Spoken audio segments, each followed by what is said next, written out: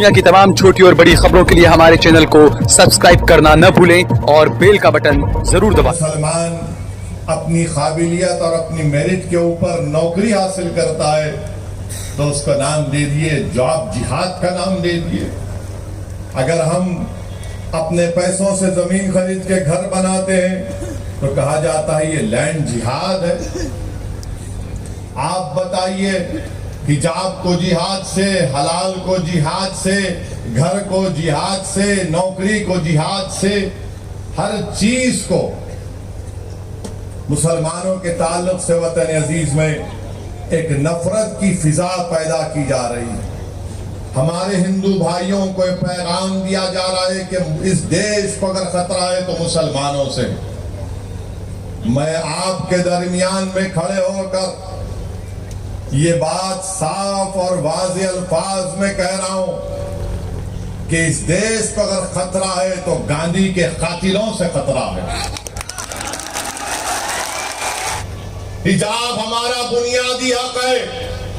अगर आज हिजाब पर खामोश हो जाओगे तो कल कहेंगे दाढ़ी बहुत लंबी है, कम कर लो।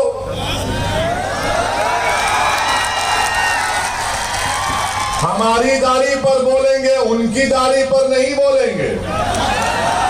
अब मस्जिद का मसला आया तो हम जब दलाइल के साथ मस्जिद की बात करते तो कहते तुम क्यों बोल रहे हो? अरे याद रखो, मैं बोलूंगा, मैं इसलिए बोलता हूं, मैं इसलिए बोलता हूं क्योंकि मैं जिंदा हूं, मुर्दा नहीं हूं। मैं इसलिए बोलता हूं कि मेरे जमीन को मैंने अभी बेचा नहीं है, ना कभी बेचूंगा इंशाअल्लाह ताला। मैं इसलिए बोलता हूं कि मैं सिर्फ अल्लाह से डरता हूं, किसी मोदी से, योगी से नहीं डरता हूं। मैं इसीलिए बोलता हूं क्योंकि भारत का संविधान जिसको बाबा साहिब अम्बेडकर ने बनाया, मुझे फ्रीडम ऑफ एक्सप्रेशन की इजाजत है और मैं खोलकर अपनी बात को रखना चाहता हूं। हाँ, तुमको अगर मेरी बात पसंद नहीं आती है तो अपने कान में उंगलियां रख लो, मगर तुम मेरी जबान को बंद नहीं कर सकोगे। आप देख रहे हैं देश लाइव, देश की आवाज। इंशाअल्लाह ताला आपका यहाँ पर हजारों की तादाद में जमा होना, मुझे यकीन है कि वडगाम की सरजमीन पर एक नया सियासी इनकलाब लिखा जाएगा इंशाअल्लाह। मेरे अजीज दोस्तों और बुजुर्गों, सुप्रीम कोर्ट का फैसला है कि कौन क्या खाता है, अपने घर में क्या पहनता है, वो उसका बुनियादी हक है, फंडामेंटल राइट है, मगर उस पर सवाल उठा रहे हैं। फिर बात हिजाब पर खत्म नहीं हुई, अब आ गई बात हलाल गोश्त पर भी बात आ गई कि नहीं, हलाल गोश्त नहीं खा सकते, बल्कि हलाल गोश्त से कह रहे हैं कि उस पर पाबंदी लगा दो। फिर वहां पर इक्तफा नहीं किया तो बात अब बढ़कर आ गई कि अगर मुसलमान अपनी काबिलियत और अपनी मेरिट के ऊपर नौकरी हासिल करता है तो उसका नाम दे दिए जॉब जिहाद का नाम दे दिए। अगर हम अपने पैसों से जमीन खरीद के घर बनाते हैं तो कहा जाता है ये लैंड जिहाद है। आप बताइए, हिजाब को जिहाद से, हलाल को जिहाद से, घर को जिहाद से, नौकरी को जिहाद से, हर चीज को मुसलमानों के ताल्लुक से वतन अजीज में एक नफरत की फिजा पैदा की जा रही है। हमारे हिंदू भाइयों को एक पैगाम दिया जा रहा है कि इस देश को अगर खतरा है तो मुसलमानों से। मैं आपके दरमियान में खड़े होकर ये बात साफ और वाज़ेह अल्फाज में कह रहा हूं कि इस देश को अगर खतरा है तो गांधी के कातिलों से खतरा है। इस देश को अगर खतरा है तो नाथूराम गोडसे को अपना हीरो मानने वालों से, इन जालिमों से खतरा है। मगर इस पर बात नहीं होगी। गोडसे के भक्त आज ये नफरत की फिजा भारत में पैदा कर रहे हैं।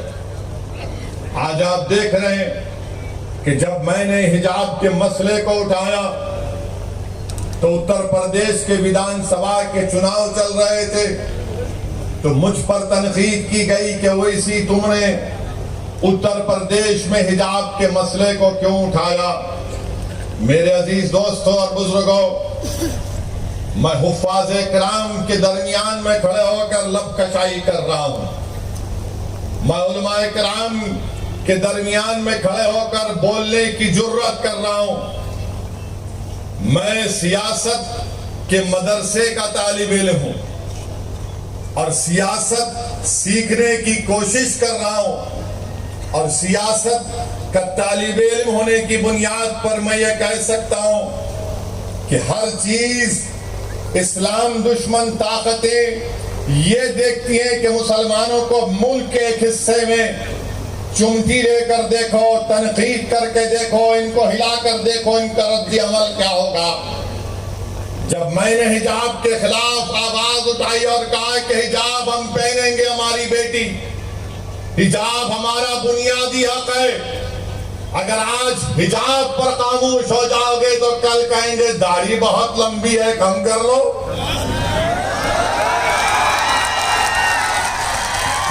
हमारी दाढ़ी पर बोलेंगे, उनकी दाढ़ी पर नहीं बोलेंगे।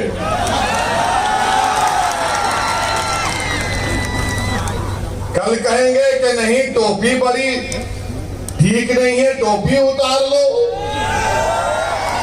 तो ये कोशिश जो मुल्क में की जा रही है वो क्या है? तनकीद करने वालों करो मुझ पर तनकीद, मगर हिजाब को क्यों टारगेट किया जा रहा है? क्योंकि मुसलमानों का कल्चर उनसे छीन लिया जाए, मुसलमानों की तहजीब को उनसे छीन लिया जाए। जब मुसलमानों को उनकी तहजीब और तमद्दुन से दूर कर दिया जाएगा तो मुसलमान क्या रहेगा? एक जिंदा लाश रहेगा। इसीलिए मैं आपसे कह रहा हूं कि आपको अपनी एक सियासी ताकत और अपनी आवाज को बनाना है।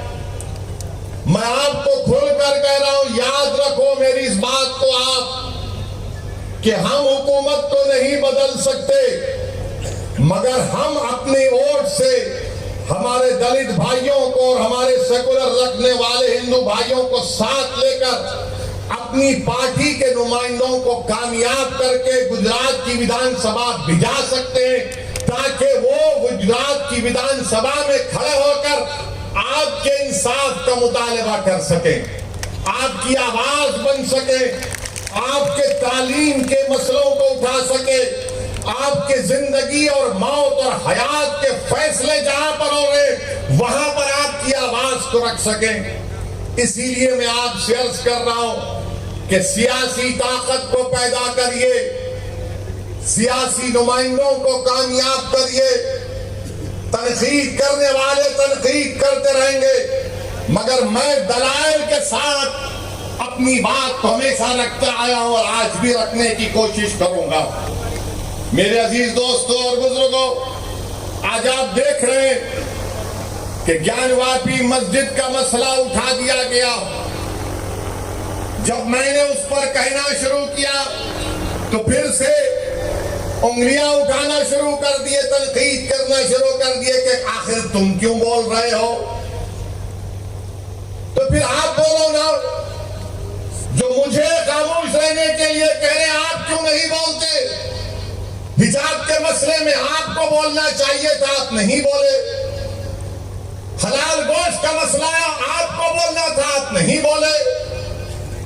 नौकरियां मिल रही है नौजवान मुसलमान को तो कहा गया जॉब जिहाद, आपको बोलना चाहिए था, आप नहीं बोले। अब मस्जिद का मसला आया तो हम जब दलाइल के साथ मस्जिद की बात करते तो कहते तुम क्यों बोल रहे हो? अरे याद रखो, मैं बोलूंगा, मैं इसलिए बोलता हूं, मैं इसलिए बोलता हूं क्योंकि मैं जिंदा हूं, मुर्दा नहीं हूं। मैं इसलिए बोलता हूं कि मेरे जमीन को मैंने अभी बेचा नहीं है, ना कभी बेचूंगा इंशाअल्लाह ताला। मैं इसलिए बोलता हूं कि मैं सिर्फ अल्लाह से डरता हूं, किसी मोदी से योगी से नहीं डरता हूं। मैं इसलिए बोलता हूं क्योंकि भारत का संविधान जिसको बाबा साहिब अम्बेडकर ने बनाया, मुझे फ्रीडम ऑफ एक्सप्रेशन की इजाजत है और मैं खुलकर अपनी बात को रखना चाहता हूं। हाँ, तुमको अगर मेरी बात पसंद नहीं आती है तो अपने कान में उंगलियां रख लो, मगर तुम मेरी जबान को बंद नहीं कर सकोगे। तो याद रखिए, अगर आज आप ये सोच कर आए कि हम इसका भाषण सुनेंगे, तो मैं आपसे अपील कर रहा हूं कि मैं कोई कव्वाल नहीं हूं, कोई गाने वाला नहीं हूं कि आप मेरी आवाज को सुनकर वाह हासिल करने में नहीं आया हूं। मैं इसलिए आया हूं और आता रहूंगा वडगाम को कि आप इस सरजमीन पर अपने सियासी लीडर को पैदा करिए, अपनी क़यादत को मजबूत करिए। गुजरात में मेरे अजीज दोस्तों और बुजुर्गों, मस्जिद का मसला आया। मस्जिद तो मेरी है ना, मस्जिद तो मेरी है। और ज्ञानवापी मस्जिद के बारे में टीवी चैनल पर बहुत शाम में 6 बजे, रात में 9 बजे बैठकर ये बहुत दर्ज देते हैं। ये हमको सिखाते हैं मस्जिद क्या है क्या नहीं है। मकसद क्या है कि बीजेपी को और तमाम इन पार्टियों को ये लोग बचाने का काम करते हैं। ज्ञानवापी मस्जिद क्या है? 1991 में हाई कोर्ट ने स्टे दे दिया, तो आप अक्टूबर 2021 में जाते हैं, वही मुतालबा करते हैं। लोअर कोर्ट फैसला देता, मैंने कहा उस फैसले की मैं मुखालिफत करता हूं, तो लोग डराते हैं मुझको। आप कैसे कोर्ट के खिलाफ बोल सकते हैं? बोल सकते हैं कोर्ट के खिलाफ, इज्जत से इख्तलाफ कर सकते हैं। भारत है, कोई नॉर्थ कोरिया का सरबरा यहां का प्रधानमंत्री नहीं है। हम बोले, टीवी चैनल वाले आकर हमसे पूछे, तुमने कहा कि 91 में पार्लियामेंट ने कानून बनाया जिसमें कहा गया कि 15 अगस्त 47 को जो मस्जिद और मंदिर थी वो वही मौक़िफ़ उसका रहेगा। अब आकर ये बोलते नहीं, सर्वे हुआ कि वीडियोग्राफी हुई तो आपको क्या तकलीफ है? 1 का सेक्शन 4 सब सेक्शन 2 पढ़ लो। सेक्शन 4 सब सेक्शन 2 साफ तौर पर कहता है कि जो 15 अगस्त 47 को था वही रहेगा। मगर मेरे अजीज दोस्तों और बुजुर्गों, याद रखिए मेरी इस बात को, जब मैं 20, 19, 20, 21 साल का था तो बाबरी मस्जिद को मुझसे छीन लिया गया। अब हम वही 19, 20 साल के बच्चों की आंखों के सामने दोबारा मस्जिद को नहीं खोएंगे इंशाअल्लाह ताला। क्या आप तमाम लोग अहद लेते हैं कि हम कोई मस्जिद को नहीं खोएंगे? क्या आप अहद लेते हैं कि अब हम कोई मस्जिद को नहीं खोएंगे? अगर अहद लेते हैं तो हाथ उठा कर कहिए नारे तकबीर, नारे तकबीर। इनको पैगाम मिलना चाहिए, मस्जिद को अब हम नहीं खोएंगे। तुम्हारे दिल फरेब और हथकंडों से हम जान चुके तुम्हारे हथकंडों को। और अल्लाह के रसूल सल्लल्लाहु अलैहि वसल्लम का हदीस शरीफ है कि मोमिन वो है जो 2 बार एक सुराख से नहीं डसा जाता। अब हम दोबारा नहीं इनको डसने देंगे। मस्जिद है और रहेगी इंशाअल्लाह ताला सुबह क़यामत तक। ज्ञानवापी मस्जिद थी और जब तक अल्लाह दुनिया को कायम रखेगा मस्जिद रहेगी इंशाअल्लाह ताला। और हमारा काम यह है कि हम अपने मस्जिदों को आबाद रखें। हमारी भी जिम्मेदारी है कि रमजान हो गया तो मस्जिद की दरो दीवार तरसती है कि कहां गए वो लोग जो रमजान के 30 दिन अल्लाह के घर में आकर सर्वसजूद हो रहे थे। तो याद रखो, मस्जिदों की हिफाजत पहले हमको अपनी महल्लों की मस्जिदों को आबाद रख के रखना। अगर हम अपने महल्लों की, गांव की मस्जिद को आबाद रखेंगे तो ये शैतानी ताकतें जो ललचाई नजरों से हमको अपनी तहजीब से महरूम करना चाहती हैं, इनको पैगाम मिल जाएगा कि अब दोबारा मुसलमान भारत का मस्जिद खोलने को तैयार नहीं है। मेरे अजीज दोस्तों और बुजुर्गों, मगर आज ज्ञानवापी का मसला आया, हिजाब का मसला आया, तो क्या कांग्रेस पार्टी ने कुछ कहा? कोई कांग्रेस के लीडर ने कहा? नहीं बोलेंगे। क्या समाजवादी के या आप पार्टी के किसी कायद ने कहा? नहीं बोलेंगे। क्यों नहीं बोलेंगे?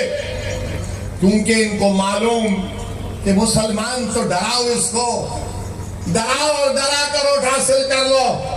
इनको मालूम कि मुसलमानों का जहन उसमें डाल दिया गया कि नहीं नहीं, आपको सरकार को बदलना है।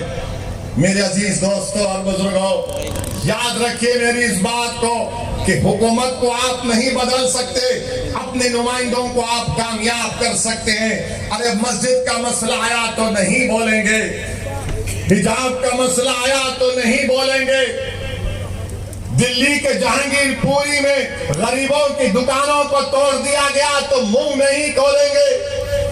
मैं जब दुकानों को दिल्ली में तोड़ा जा रहा था, जब बुलडोजर दुकान के पास पहुंच चुके तो किसी गरीब ने मुझे फोन करके कहा कि वैसी क्या तुम आओगे या नहीं आओगे? मैंने कहा जरूर आऊंगा।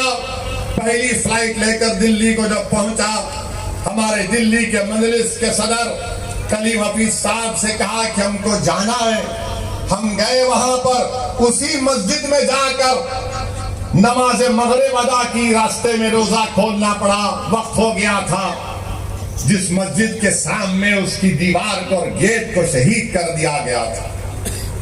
आप बताइए क्यों नहीं गए ये तमाम पार्टी के लोग जो मुझ पर इल्जाम लगाते हैं, जो मुझ पर इल्जाम लगाते जाना था ना, नहीं गए। क्यों नहीं गए? क्योंकि उनको मालूम मुसलमान को डराओ और वो खुद ब खुद आपको वोट देता रहेगा। मैं इस मिजाज में तब्दीली पैदा करने के लिए आया हूं। मैं आपसे कह रहा हूं कि सिर्फ अल्लाह से डरो, इन जालिमों से मत डरो। मैं आपसे अपील करने आया हूं कि आप अपनी आवाज को उठाओ। अगर मुल्क में ये तमाम हालात पैदा हो रहे हैं तो उसका मकसद क्या है कि भारत के मुसलमानों को डराया जाए, उनको खामोश कर दिया जाए और उनको मुसलमान सिर्फ उनकी घर तक रखा जाए और बाहर में मुसलमान के कोई मजारे ना करे। मैं आपसे अपील कर रहा हूं कि हम घर में भी मुसलमान बनकर रहेंगे, बाहर भी मुसलमान बनकर रहेंगे। हालात कुछ भी होंगे मगर हम डर कर मायूस हरगिज नहीं होंगे। हम डर कर अपने घर में नहीं बैठ जाएंगे। हिकमत के नाम पर बुज़दिली के मजारे नहीं करेंगे। मैं आपसे ये नहीं कह रहा हूं कि तशद्दुद पर आ जाओ। मैं आपसे ये कह रहा हूं कि अपने हौसलों को बुलंद रखो। मैं आपसे ये नहीं कह रहा हूं कि तशद्दुद करो। मैं आपसे कह रहा हूं कि सब्र का दामन मत छोड़ो, मगर जब मुकाबला होगा तो हिम्मत और हौसले को बुलंद रखो। और मुकाबला जमहूरियत के दायरे में रहकर होगा। मुकाबला जमहूरियत के दायरे में रहकर होगा। हम पीठ नहीं दिखाएंगे, सीना तान कर अपने हक के लिए लड़ेंगे। ये भारत का संविधान हमको इस बात की इजाजत देता है मेरे अजीज दोस्तों और बुजुर्गों। वहीं पर जहांगीरपुरी में हुआ तो मध्य प्रदेश में सेंधवा में, खरगोन में घरों को तोड़ दिया गया और कहा गया कि पत्थर फेंकते थे। अब बताइए, एक वसीम शेख जिसके हाथ कटे हुए हैं, क्या वो पत्थर फेंक सकता है? जिसके दोनों हाथ कटे हुए, उसकी दुकान को तोड़ दिया। एक 75 साल के ज़ईफ शख्स को खूब पीटा, कहा कि तुमने पत्थर फेंका। तो उस बूढ़े ने कहा, अरे मैं 10 कदम नहीं चल सकता, कहां पत्थर उठाकर फेंक सकूंगा। क्या कोई आवाज उठी कांग्रेस की तरफ से? मध्य प्रदेश में तो आपकी सरकार थी, गुजरात में खंभात में हिम्मतनगर में 10-10 साल पुराने गोडाउन थे, बीजेपी ने उन गोदामों को तोड़ दिया। कौन है ये लोग तोड़ने वाले? क्या गुजरात का मुख्यमंत्री, मध्य प्रदेश का मुख्यमंत्री, गुजरात हाईकोर्ट का चीफ जस्टिस है? क्या तुम कोर्ट के जज बन चुके कि तुम तय करोगे कि कौन किसका घर तोड़ेगा? अरे आज तुम गरीबों का घर तोड़ रहे हो, याद रखो अल्लाह देख रहा है, अल्लाह देख रहा है। फिरौन को भी अपनी ताकत पर गुरूर था, नमरूद को भी था, यजीद को भी था, मगर सबका इख्तिदार चला गया। अगर आज कोई इख्तिदार के नशे में चूर होकर कह रहा है कि घर तोड़ दूंगा, तुम कितने घर तोड़ोगे बताओ? तुम घर तो तोड़ सकते, मगर याद रखो इख्तिदार तुम्हारी हाथ से छीना जाएगा इंशाअल्लाह ताला। इख्तिदार किसी के पास नहीं रहता। बड़े बड़े लोग आकर चले गए।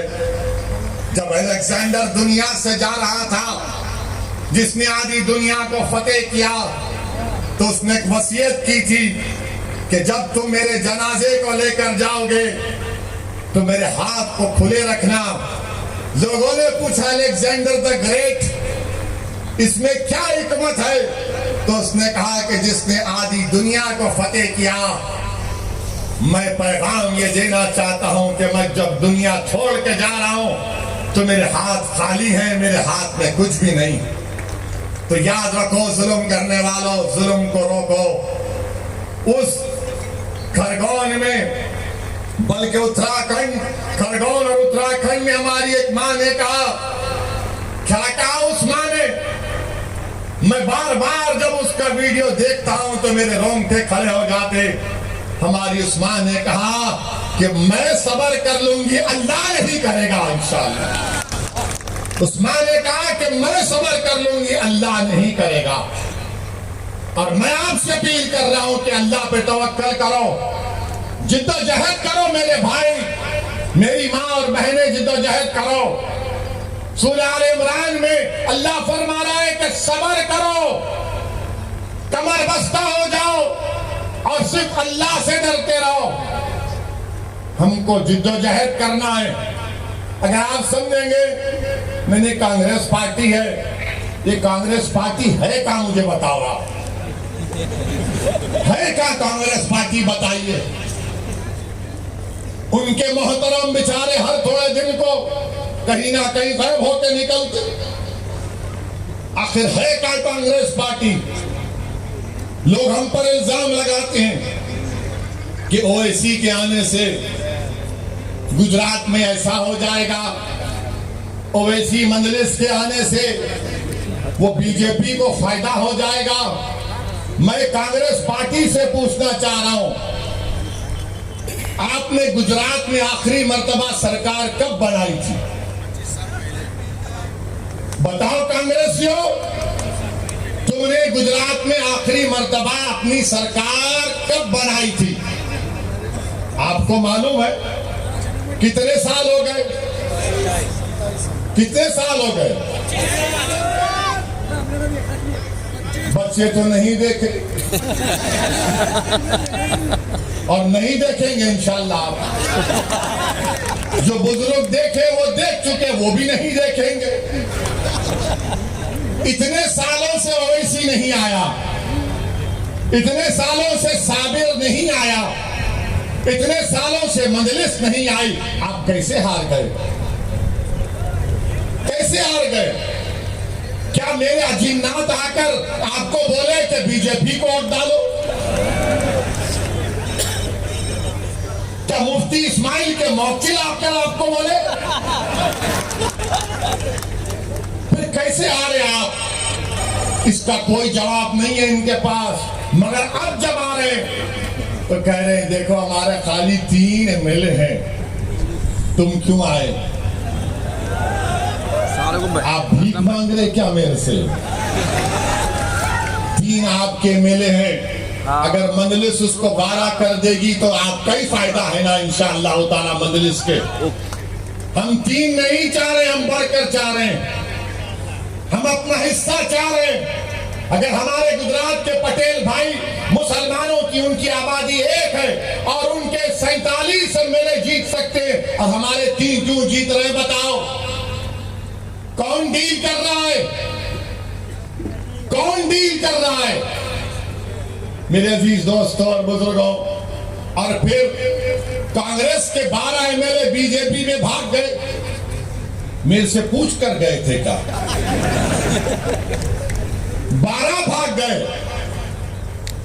क्या मैंने उनको बिठाकर हैदराबाद की बिरयानी खिलाई?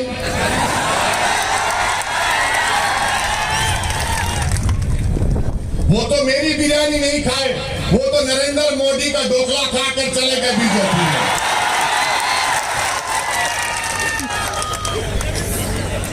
अब कांग्रेस पार्टी कुछ नहीं बोलेगी इस पर।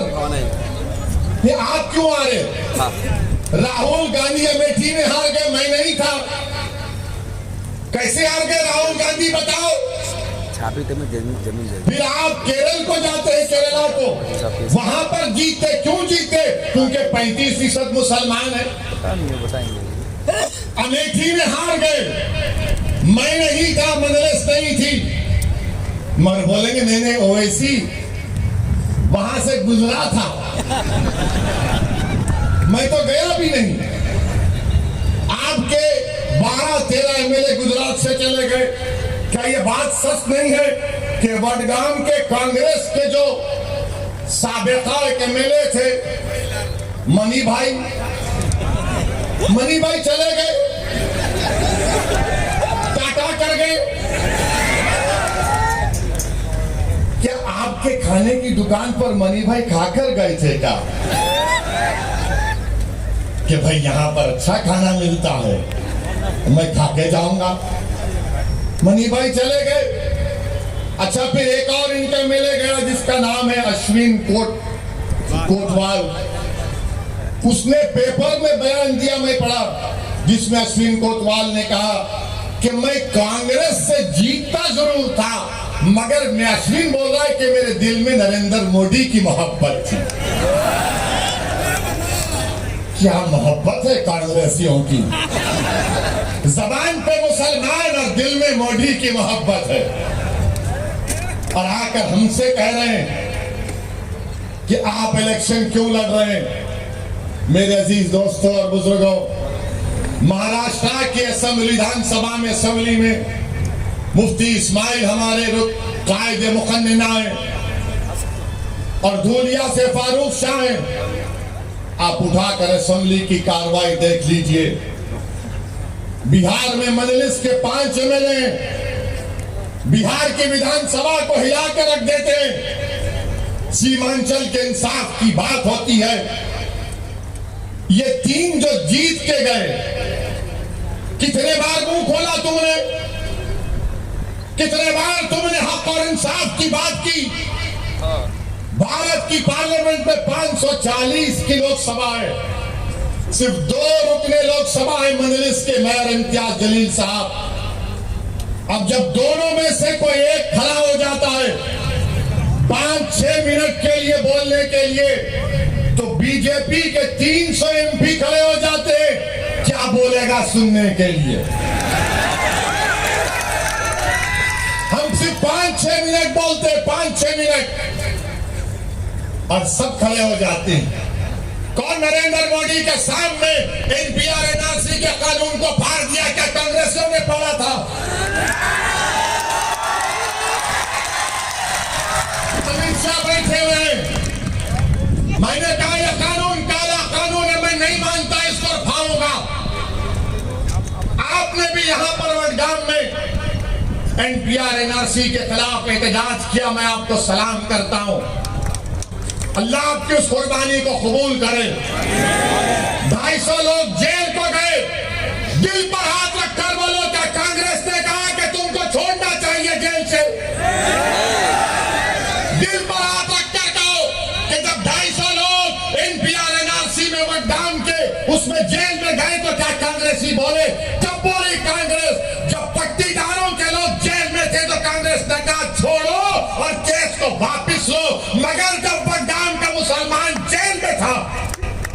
तो तुमको पट्टीदार की जबान और उनसे मोहब्बत और समाज से मोहब्बत नहीं। ये फर्क है, याद रखो आप। यकीनन बीजेपी को हराना है।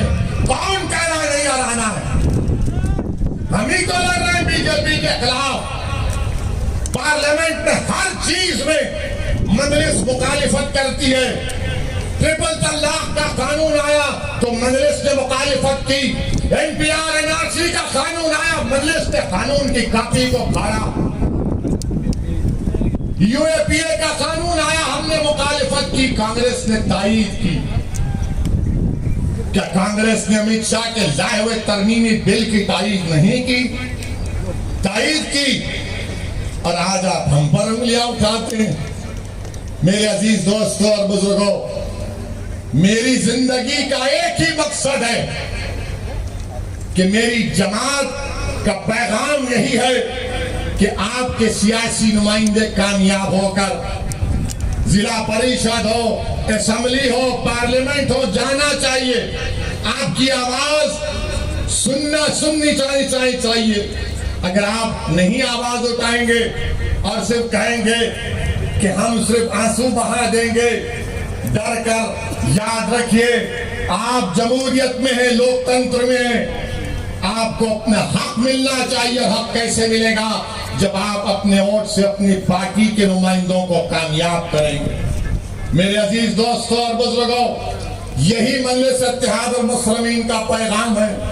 अब मुझे किसी ने पूछा कि ये ज्ञानवापी के नीचे क्या देखना चाह रहे, ताजमहल के नीचे क्या देखना चाह रहे, कुतुब मीनार के नीचे क्या देखना चाह रहे, तो सोशल मीडिया पर मैंने ये पढ़ा, मेरे को नहीं मालूम, वल्लाहु आलम। किसी ने कहा सोशल मीडिया पर लिखा कि वो ताजमहल देखने गया था, आगरा के ताजमहल के जो क्यूरेटर जिम्मेदार थे उनके साथ, उनका रिश्तेदार था। तो उस लड़के ने कहा, लिखता है कि मैं ताजमहल के नीचे जाना चाह रहा था, तहखाने में। तो उसको डायरेक्टर ने कहा कि देखो सेल फोन की इजाजत नहीं है, सेल फोन रख दिए। फिर जब नीचे गए तो फिर चेक किया गया कि क्या सेल फोन है, नहीं था। फिर जब दरवाजा खोलने की बात आई तो कहा दरवाजा नहीं खोलेंगे, उस पे गवर्नमेंट ऑफ इंडिया का मोहर है। उनसे कहा गया कान लगाकर सुन लो। तो उस लड़के ने ताजमहल के तहखाने में जो कमरा है उसमें कान लगाकर सुना, और वो खुद सोशल मीडिया पे लिख रहा है कि उसने बड़ी खूबसूरत इंसान की आवाजें सुनी। उसने बड़ी खूबसूरत इंसान की आवाजें सुनी, और वो क्या कह रहे थे ताजमहल से कि चौकीदार को बोलो नौकरियां नहीं है नौजवानों के पास, चौकीदार को बोलो कि पेट्रोल को कीमतों को कम करें। आवाज सुरीली आवाज आ रही थी कि चौकीदार से बोलो कि महंगाई बहुत बढ़ गई, कम करो। और फिर बाद में आवाज आई कि चौकीदार चोर भी है। ये मैं नहीं, वो तो लिखा है। मुझ पर केस नहीं बुक कर सकते आप, सोशल मीडिया में आया है। ताजमहल के तहखाने में क्या है? अबा यार, हमारे घर में चिराग नहीं जल रहा है गरीबों के, तुमको ताजमहल के तहखाने की फिक्र है, कुतुब मीनार की फिक्र है, तुमको हर चीज की फिक्र है, मगर भारत के गरीबों की फिक्र नहीं। देश के प्रधानमंत्री को अय्यूब पटेल की बेटी की तकलीफ को देखकर देश के प्रधानमंत्री भावुक हो जाते हैं, मगर खंभात और हिम्मतनगर में उन गरीबों को जो धूप में आज अपनी जिंदगी गुजार रहे हैं, जिनके घरों को तोड़ दिया गया, देश के प्रधानमंत्री क्या आपके आंख में आंसू नहीं आएंगे? क्या आपके आंख में आंसू सिर्फ टीवी कैमरा को देखकर आएंगे? मेरे अजीज दोस्तों और बुजुर्गों, ये भारत की हकीकत है। कब तक है परमिशन? हाँ ठीक है, ठीक है, कोई बात नहीं है। हाँ नहीं, हमारे 10 बजे खत्म करेंगे। क्योंकि अभी थोड़ा बाकी रखेंगे ना, मैं फिर आऊं ना बताऊं, फिर आना पड़ेगा ना मुझे। आप तमाम लोग हमारा साथ देंगे ना, आप तमाम लोग वडगाम से मजलिस को कामयाब करेंगे इंशाअल्लाह। जरा हाथ उठाकर बोल दीजिए। मेरे अजीज दोस्तों और बुजुर्गों, मैं आपसे सिर्फ इतना ही कह रहा हूं कि अपनी सियासी आवाज को बनाइए। मेरी जिंदगी का आपकी जिंदगी का कोई भरोसा नहीं है। जब हम उत्तर प्रदेश में थे तो 6 गोलियां चलाई गई, अल्लाह का करम था बच गए। तो ये जालिम बोले नहीं, नीचे क्यों चलाए? तो मेरे प्यारे, कभी तुम अपने घर में खुद अपनी बीवी को बोलो कि बेगम मैं गाड़ी में बैठता हूं, जरा मेरे पैर के करीब मार के दिखाओ। एक पटाखा इनको फूटता है तो रात भर नींद नहीं आती। तो बहरहाल अजीज दोस्तों और बुजुर्गों, आपका तहे दिल से शुक्रिया कि आप तशरीफ लाए। मैं आपको सलाम करता हूं और आपसे वादा कर रहा हूं कि वडगाम को फिर से आऊंगा और आपके किसी एक दुकान में बैठकर खाना भी खाऊंगा। अस्सलाम वालेकुम व रहमतुल्लाहि व बरकातहू। आप देख रहे हैं देश लाइव, देश की आवाज।